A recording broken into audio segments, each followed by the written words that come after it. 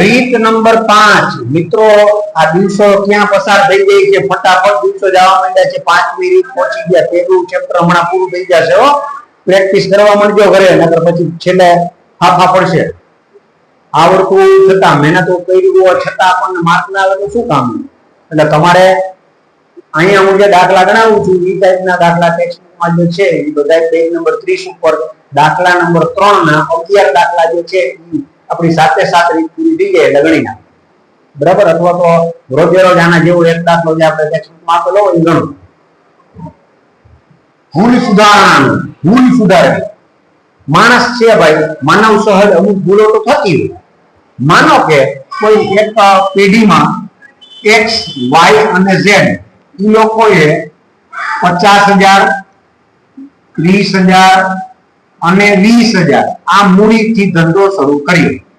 હવે તમને રકમ આવી રીતે આપવામાં આવે કે ભાઈ x y અને z એક પેઢીમાં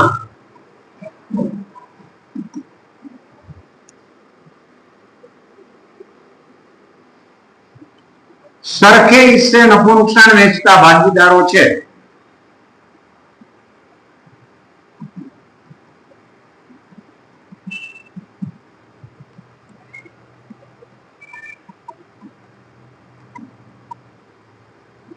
તેમણે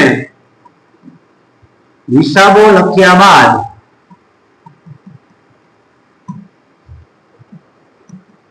વર્ષના અંતે માલુમ પડ્યું કે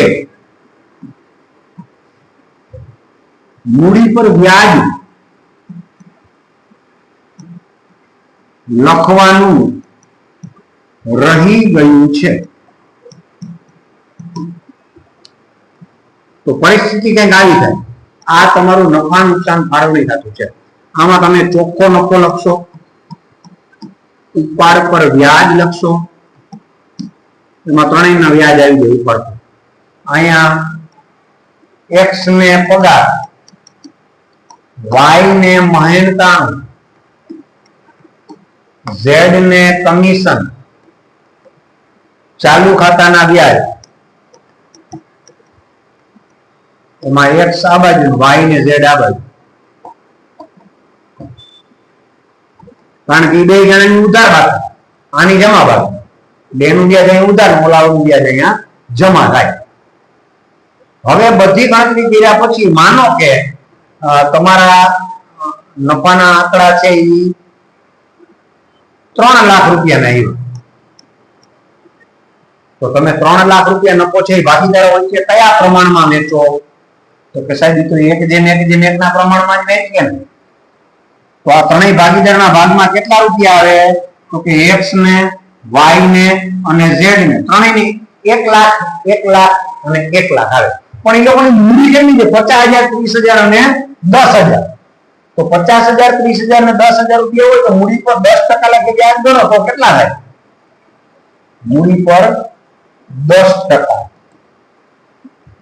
લખવાનું વ્યાજ રહી ગયું છે.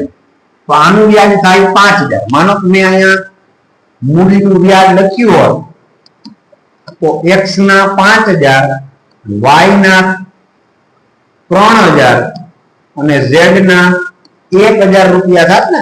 તો 5,000 3,000 ને 1,000 નથી લખ્યા, એ મારી ભૂલ છે. તો એ ભૂલને સુધારવા માટે મારે શું કરવું પડે? તો કે સાહેબ આ જે ખર્ચ છે ને એ ખર્ચ તમારે લખવો પડે. અને જો ખર્ચ લખું તો મારો 3 લાખ રૂપિયાનો નફો છે એનું શું થાય? ખોટો પડે ને. કારણ કે એકચ્યુઅલી 3 લાખ નફો તો છે જ નહીં. મેં અહીંયા મૂડીનું વ્યાજ નથી લખ્યું એટલે 3 લાખ નફો આવ્યો. તો સાચું શું છે? તો કે સાચું એ છે સાહેબ કે તમે મૂડીનું વ્યાજ લખવાનું ભૂલી ગયા. તો કેટલું થાય? તો કે 5,000 3,000 અને 1,000. 5 ને 3 8 ને 1 9,000. આ 9,000 નું વ્યાજ તમે લખવાનું ભૂલી ગયા છો. તો ખોટું શું થઈ ગયું? તો કે ઈ 9,000 રૂપિયા હતા ને ઈ નફા નુકસાનના પ્રમાણમાં 3 લાખ ની આરે વેચાઈ ગયા. તો ભૂલ કેટલા પડ્યા? 3,000 3,000 3,000 આમ જઈ ગયા. હવે આ માનો કે x નામનો ભાગીદાર છે અને મારે મૂડીનું વ્યાજ કેટલું દેવાનું હતું 5000, એમ બદલે એને કેટલું દીધું 3000, એનો મતલબ એને 2000 ઓછું દીધું ને, તો સરવાળા બાદબાકી કરીને એ લખવાનું પ્લસ 2000. હવે તમે વિચાર કરો, મારે ખાલી એને એટલું જ કહેવાનું હતું ભાઈ 2000 રૂપિયા લાવી મૂડીનું વ્યાજ તારી પાસેથી વધારે દેવાઈ ગયું છે એટલે 2000 તો પાછા દે, અને ઈ 2000 રૂપિયા જેને ઓછું દેવાનું હોય એને હું દઈ દઉં. આ ભાઈને તો કઈ ભૂલ જ નથી થઈ, 3000 જ દેવાનું હતું, 3000 જ દીધું છે. જ્યારે જેડ ને શું થયું, વ્યાજ દેવાનું હતું 3000 ને દીધું છે ખાલી 1000, તો એની 2000 રૂપિયાની ભૂલ થઈ, તો અહીંયા 1000 માં 3000 બાદ ન થાય, ધડાથી બાદ કરવાનું એટલે -2000. ટકો પડ્યો. આનો નિયમ શું છે, માઇનસ હોય એના મૂડી ખાતે ઉધાર, પ્લસ હોય એના મૂડી ખાતે જમા. મારે ખાલી આની બાની પૈસા લઈને અને દઈ દેવાના હતા, આટલી જ ભૂલ પડી હતી, એમાં હું આખા વાર્ષિક હિસાબ પાછા કરીશ ન જ ગણું. તો સાહેબ તો આવું કઈ મારે એક આમનોંધ દોરવાની, આમનોંધનો નમૂનો હું દોરીશ. 3 માર્કમાં ખાલી એક જ આમનોંધ હો ભાઈ, ખાઈ જવાના રોકડા માર્ક, પણ એક જ આમનોંધમાં તમને 3 માર્ક આપતા હોય, દેખીતી વાત છે આપણે વ્યવસ્થિત રીતે કામ કરીને આપવું પડે. અહીંયા જેના મૂડી ખાતે માઇનસ પૈસા હતા ને ઈ ઉધાર, તો ઝેડ ના મૂડી ખાતે ઉધાર એમ થાય ને, અહીંયા લખવું પડે આપણે ભૂલ સુધારણા નોંધ.